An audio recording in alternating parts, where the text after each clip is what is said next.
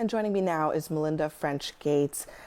She is the author of a new book that is out right now. This book is so personal. It's about transitions. There are a lot of them in the book. There's the moment that you lost one of your best friends, becoming a mother, the divorce from Bill Gates. But I'll talk about some of that stuff a little bit later. What was it about this moment that made you feel like this is the time to have this conversation? Well, two things. One is I turned 60 years old this year, and you don't get to my age without having gone through a lot of transitions. And then I was so lucky and honored. I was asked to do the Stanford commencement speech last June. And when I talked to the seniors about what they wanted me to talk about, they said, if you believe there are openings in life and that we're not just on one path, we all feel like everybody has us on one path in life, but if you feel like there are openings and transitions, can you talk about that a bit? And then I decided to expand on that with a book. Yeah. About a year ago, on May 13th, 2024, a big transition happened again for you. You broke out on your own with Pivotal Ventures, really doing philanthropy your way. Your mother said, as you said in your book, set your own agenda before someone sets it for you. So what is the Melinda Gates agenda? Yeah, so as you said, I left the Gates Foundation after 25 years of founding that institution. I think they're doing incredible work. They are in a great place with the CEO and a board. But I wanted to split off and do my own work through Pivotal Ventures because I thought there were things I wanted to do in the United States that would be easier to do really under my own organization. And one of the things that spurred me on was thinking about the fact that my two granddaughters, who are ages 2 and 5 months, they don't have as many rights right now as I did growing up. And that just doesn't make any sense to me. Is there freedom in doing that, in stepping out on your own? Most definitely, because, you know, I mean, we had a board, there were two of us, there were co-chairs, and so we all, we had to agree, but now, doing it on my own, it just feels right. I can step fully into my own voice, use my own resources, make my own decisions, and that feels great. Yeah, you talked about your daughters having fewer rights now than you did as you were coming up. You've also become more engaged in politics. How has that been for you? Has it been a comfortable experience to do that? Well, I've always been, as I've said, a voter on both sides of the aisle, Republican and Democratic. In different elections, I voted different ways. But I have become more political because there's issues that I care about advancing, like paid family medical leave. We are the only high-income country that doesn't have it, and yet makes such a difference for parents. And so I definitely give to political leaders who have the same values that I have around some of those issues. When you see a lot of the men and their political giving, does it give you pause that there might be backlash to wealthy people engaging in politics and using their money to do it? Well, I think we're already seeing some of that backlash, right? Both the unprecedented power some people have had in this administration. But the thing I will say, I mean, the Supreme Court made the decision that you could give as much as you wanted, essentially, to an election. But I see a lot of giving on both sides of the aisle, and I wouldn't say one or the other swayed the election. It really came down to the American citizens, and I do believe that's where really the power lies. Yeah. At the same time, I mean, this image of the Trump inauguration with all of these guys standing there at the inauguration in front of the cabinet, many of them had bent over backwards to try to get into this administration's good graces. Former President Biden called it the emergence of an oligarchy. Do you think that America is becoming an oligarchy? I sure hope not, because I believe in a democracy. And I cannot speak to those people's values who are on that podium. I can only speak to my values, and my values say to me that to whom much is given, much is expected. And so the other thing that I've done with my ex-husband and also Warren Buffett is we started something called the Giving Pledge. Right.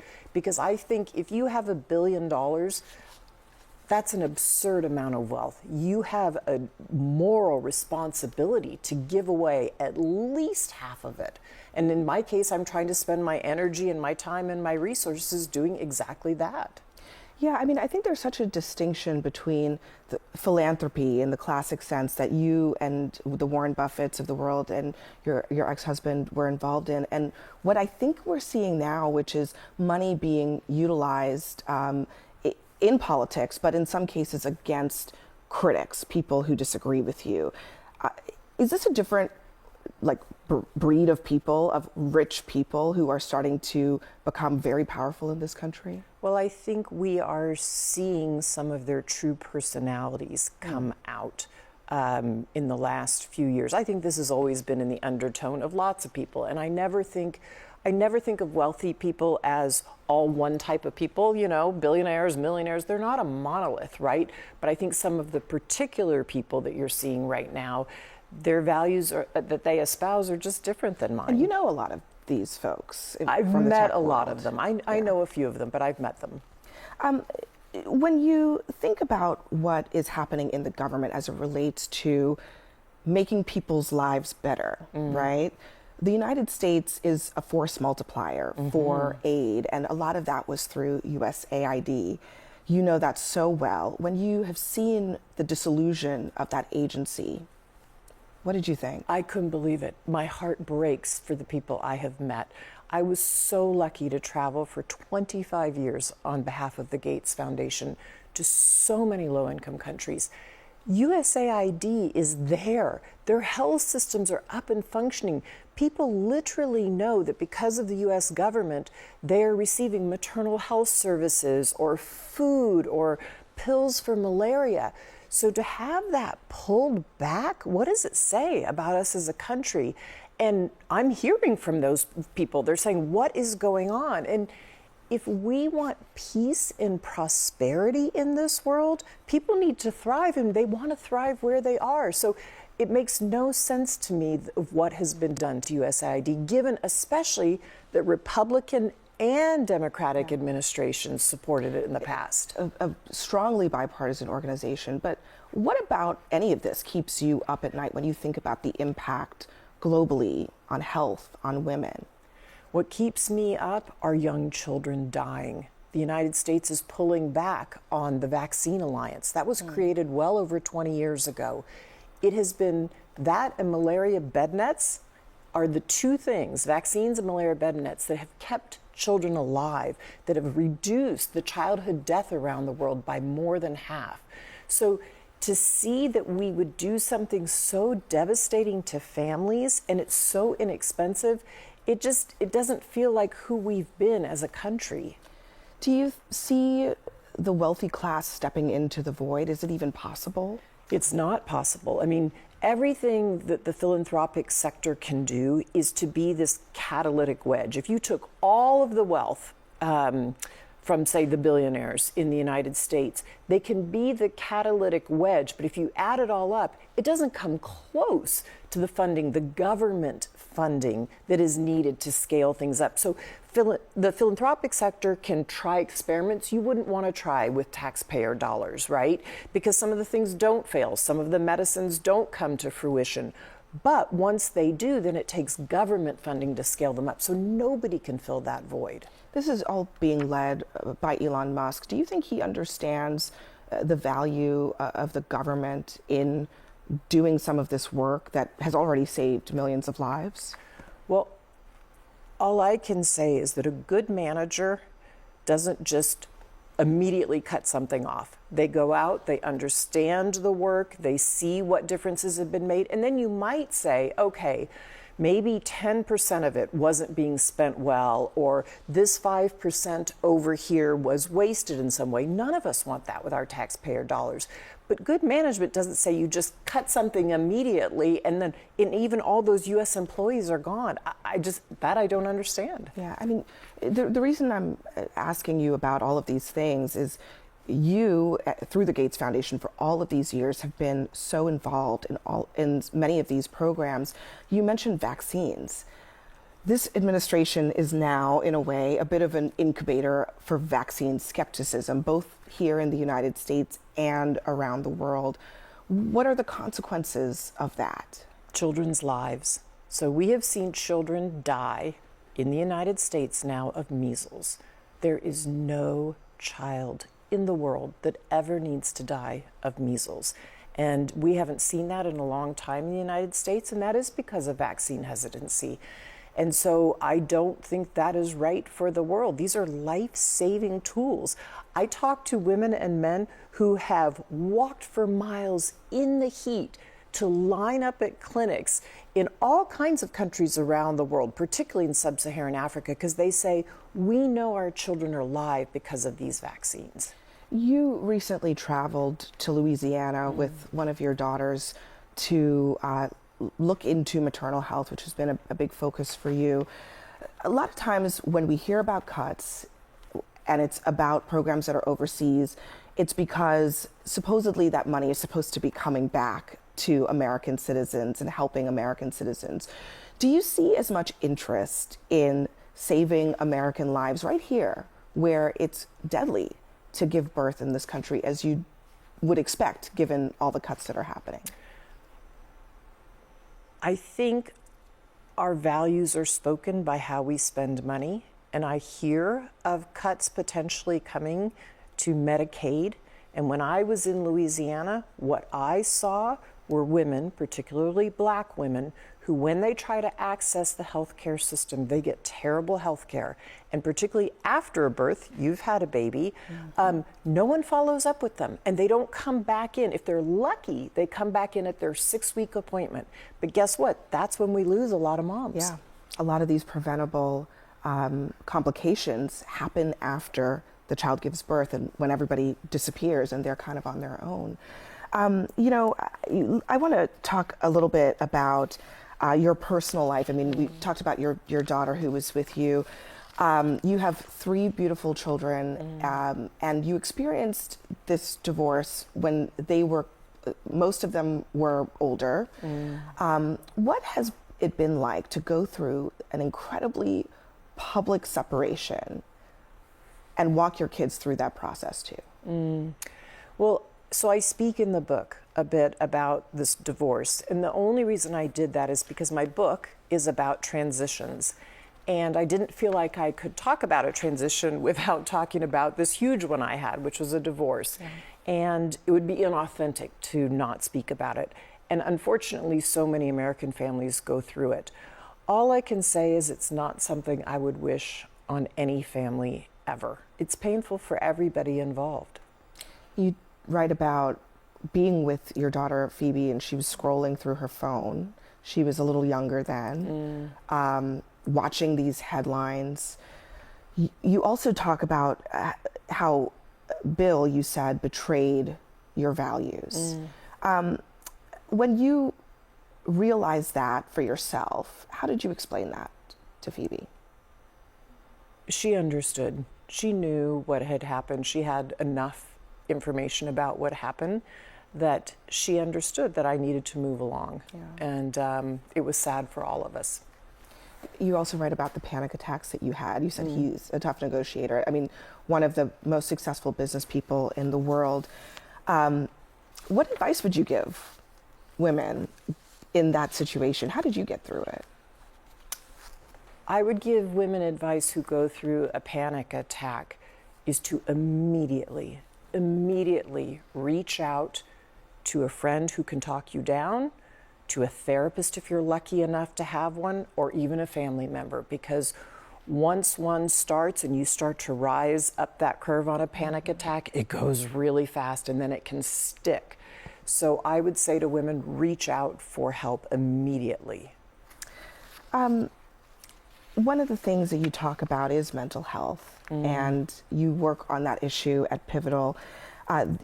When you were at Stanford and all of those undergraduates and graduates were trying to decide what they do with their lives, and they're moving on to the next phase, and we know that this generation is facing AI and they're facing just such structural changes in how the world works.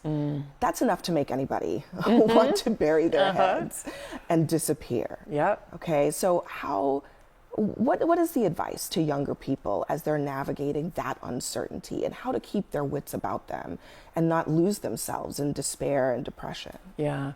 What I say to people is a couple of things. One is find the person who has a perspective on you. I call it you're the big wave and they're the small wave, that they can see you in a way that you can't see yourself. My father played this role for me. And so even when I was kind of not sure I would ever get a job in tech, I was a computer science graduate, he could remind me that I was one of the few women in tech. So I say, find someone who has a perspective on you.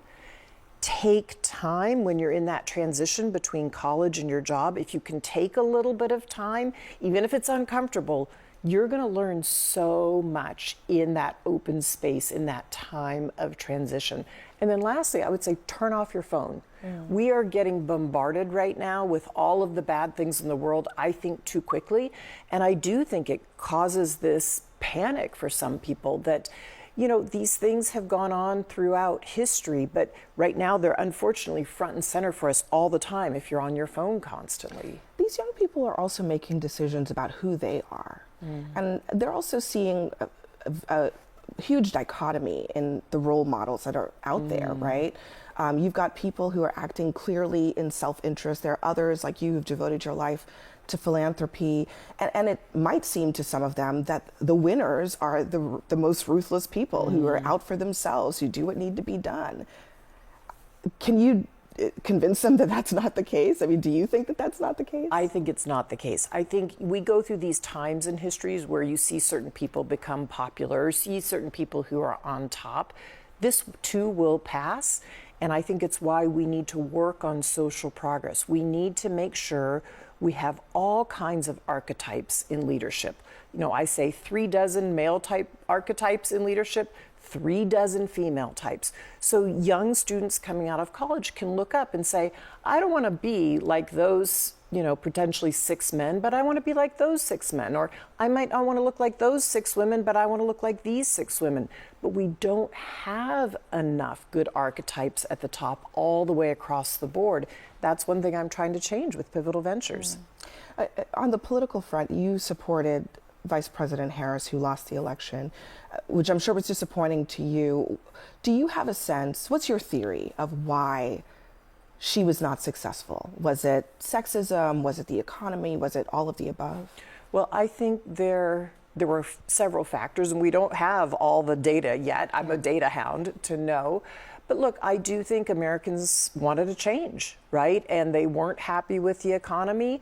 And I don't know all of the other factors, but people clearly voted. And so my job, I was absolutely disappointed in the election, but my job is to say, we have a functioning democracy. How do we keep it functioning well? Because again, I've traveled to many, many countries, and if you don't have a healthy press, you cannot have a healthy democracy.